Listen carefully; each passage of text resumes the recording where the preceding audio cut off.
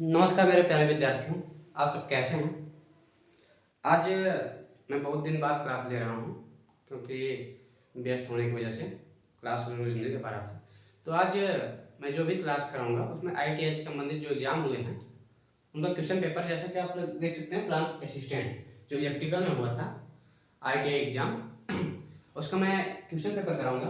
तो सबसे पहले काम क्या करना है, जो भी नए दोस्त होंगे चैनल को सब्सक्राइब करना है और इसमें जो भी क्वेश्चन पेपर होंगे और आईटीआई से संबंधित जो भी क्लास चलती हैं उसको स्टडी करना है। तो सबसे पहले मैं ब्रांच असिस्टेंट जो है उसका मैं पेपर लेकर आया हूँ।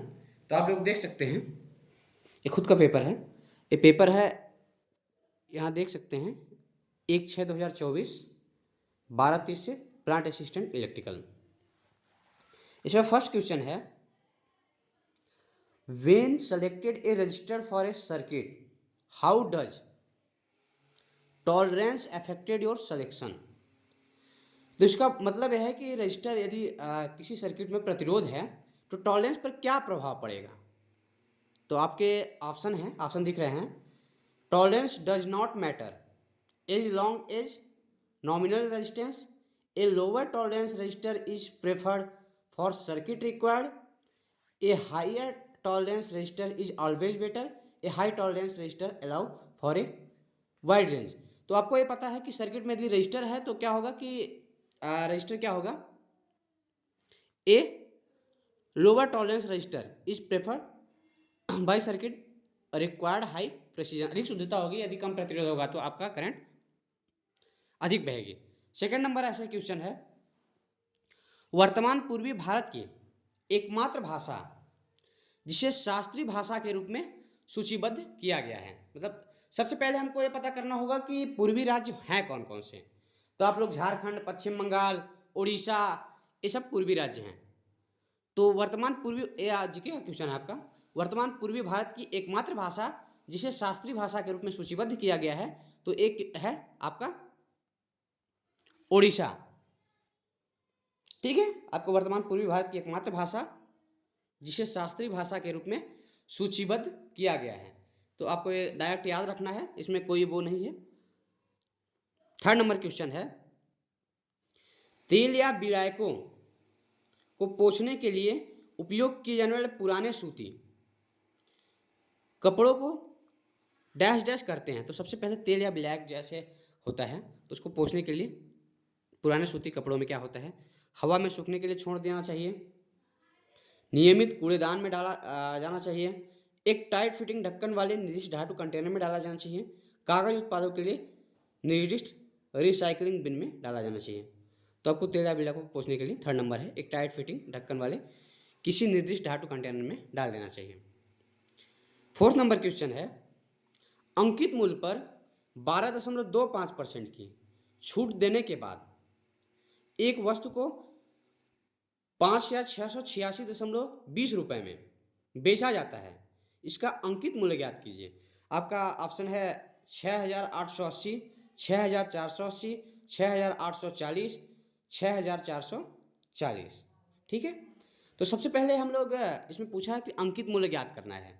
क्या क्या दिया है आपको, तो इसमें छूट दिया है 12.25%, इसका विक्रय मूल्य दिया है 5,686 और अंकित मूल्य हमको ज्ञात करना है। तो इस क्वेश्चन को हम लोग करेंगे। तो सबसे पहले दिया क्या क्या है इसमें, तो सबसे पहले दिया है इसमें छूट दिया है। छूट को हम लोग बट्टा भी बोलते हैं। तो छूट है 12.25%। विक्रय मूल्य कितना है, विक्रय मूल्य है 5,686 रुपए। विक्रय मूल्य है 5,686.20 रुपए। इसका क्या ज्ञात करना है, अंकित मूल्य। तो सबसे पहले हमको ये पता होना चाहिए कि अंकित मूल्य का फार्मूला क्या है। डायरेक्ट भी हम लोग कर सकते हैं। तो अंकित मूल्य बराबर होता है विक्रय मूल्य गुणे 100। देखिए एग्जाम में मैं यहाँ कर रहा हूँ समझाने के लिए, लेकिन एग्जाम में इतना टाइम नहीं रहता है आप लोगों के लिए। जल्दी जल्दी क्वेश्चन करना है और आगे बढ़ना है यदि सिलेक्शन लेना है तो। विक्रय मूल्य गुणे 100 बटे 100 माइनस बट्टा या छूट परसेंट, बट्टा परसेंट। ठीक है, तो विक्रय मूल्य कितना है 5,600, 5,686.20 गुणे 100 और 100 माइनस बट्टा, बट्टा कितने परसेंट है? 12.25%। ठीक है, आपको ये पता है कि यहाँ दो दशमलव के बाद 2 जीरो और 100 है, तो डायरेक्ट लिख सकते हैं हम 5 6 8 6। 100 में 12.25 करेंगे तो 87.75। इसको भी दशमलव हटाएंगे तो ऊपर चला जाएगा। ठीक है, ये है। और आप इसमें देख सकते हैं गुणा करके 6,480 रुपये में डायरेक्ट आंसर 6,480 रुपये। गुणा भाग करने का सबसे पहले हम लोग क्या करते हैं, इसमें देख सकते हैं आसान तरीका हम लोग खोजते हैं। तो क्वेश्चन ये है आपका, अंकित मूल्य पर 12.25% की छूट देने के बाद एक वस्तु को 5,600 इतने रुपए में बेचा जाता है, इसका अंकित मूल्य ज्ञात कीजिए। तो 6,480 रुपये। ठीक है, अब देखो परमाणु के बोर मॉडल, अगला क्वेश्चन है 5वां नंबर, परमाणु के बोर मॉडल का क्या महत्व है। हम लोग इसमें परमाणु के बोर मॉडल की बात करेंगे। तो सबसे पहले रदरफोर्ड ने परमाणु के बोर मॉडल को दिया, तो इसमें फर्स्ट नंबर है, यह इलेक्ट्रॉन अवरोह की अवधारणा का परिचय देता है। यह प्रस्तावित करता है कि इलेक्ट्रॉन में कण जैसे और तरंग, कण जैसे और तरंग जैसे दोनों के गुण विद्यमान होते हैं। यह इलेक्ट्रॉन को नाभिक के परितः कक्षाओं में विद्यमान बताता है। यह नाभिक के भीतर उप परमाणुक कणों के व्यवहार का वर्णन करता है। तो सबसे पहले क्या करता है, परमाणु का बोर मॉडल करता है, यह इलेक्ट्रॉन को नाभिक के परितः निश्चित कक्षाओं में विद्यमान बताता है। ठीक है, एक क्वेश्चन है, तो परमाणु का बोर मॉडल में क्या होता है।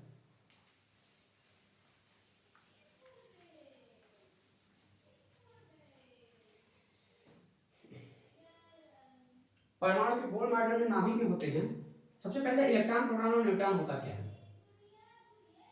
इलेक्ट्रॉन होता है सबसे पहले, यहां होता है प्रोटॉन और ये होता है न्यूट्रॉन।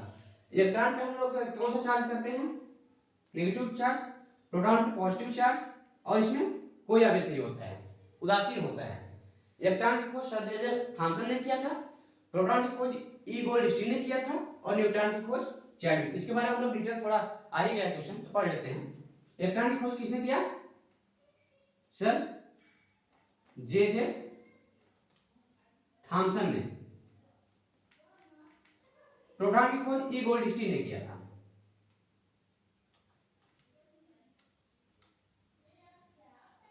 और न्यूट्रॉन की खोज चैडविक ने किया था। आपके एनसीईआरटी में जब हम लोग 8वीं 9वीं क्लास में पढ़ते हैं तो आता था न्यूट्रॉन की खोज किसने किया, प्रोटॉन की खोज किसने किया। इस पे आवेश भी होता है, और उसके बारे में हम लोग इतना डिटेल में नहीं जाएंगे।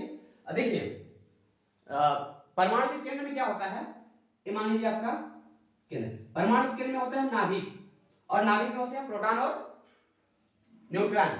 और इलेक्ट्रॉन क्या करता है, इलेक्ट्रॉन नाभिक के चारों ओर चक्कर लगाता है।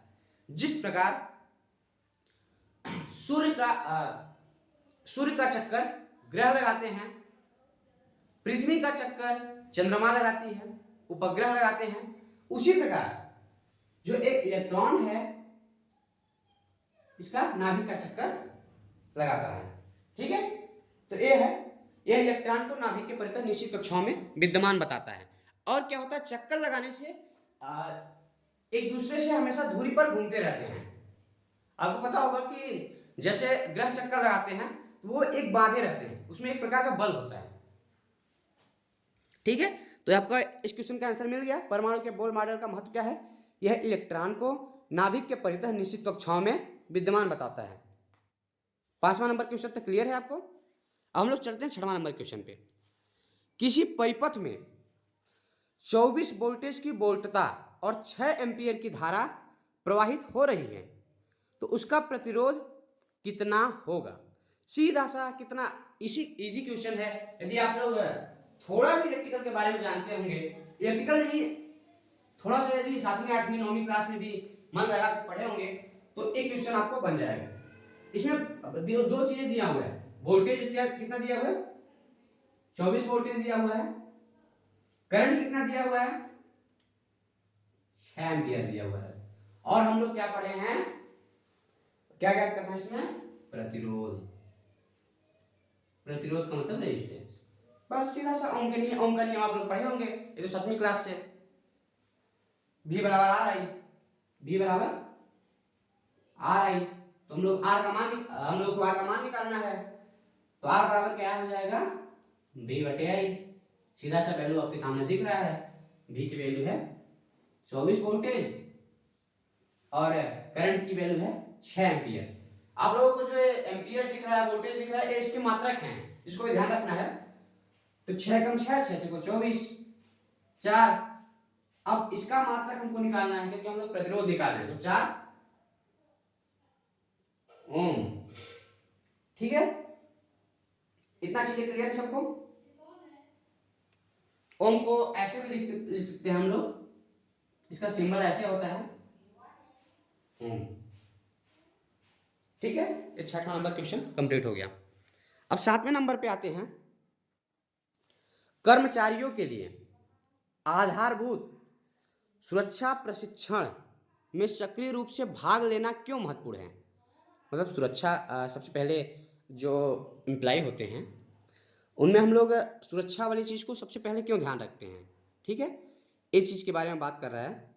तो सुरक्षा क्यों ध्यान रखते हैं, कार्यस्थल पर दुर्घटनाओं को बढ़ाने के लिए नहीं, सबसे गलत बात है, क्योंकि हम लोग यदि प्रशिक्षण लेंगे किसी चीज़ का तो सुरक्षा, दुर्घटनाओं को बढ़ाएंगे नहीं, दुर्घटना को कम करने के लिए। जोखिम भरे, सेकंड नंबर है सुरक्षा जागरूक और कार्यविधियों को बढ़ावा देने के लिए। बिल्कुल ये सही बात है, क्योंकि हम लोग प्रशिक्षण लेंगे तो सुरक्षा से संबंधित जागरूक होंगे और कार्यविधि जैसे होगी उसको बढ़ावा देंगे। थर्ड नंबर क्वेश्चन क्या है, जोखिम भरे व्यवहार। बिल्कुल नहीं, जोखिम भरे व्यवहार को प्रोत्साहित करने के लिए नहीं, हम लोग जोखिम भरे व्यवहार को क्यों प्रोत्साहित करेंगे। और फोर्थ नंबर है कार्यस्थल पर संघर्षों को कम करने के लिए। कार्यस्थल पर संघर्ष क्यों करेंगे।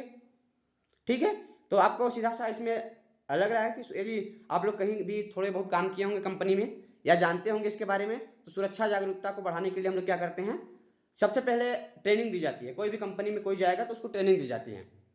तो ए इसका आंसर है।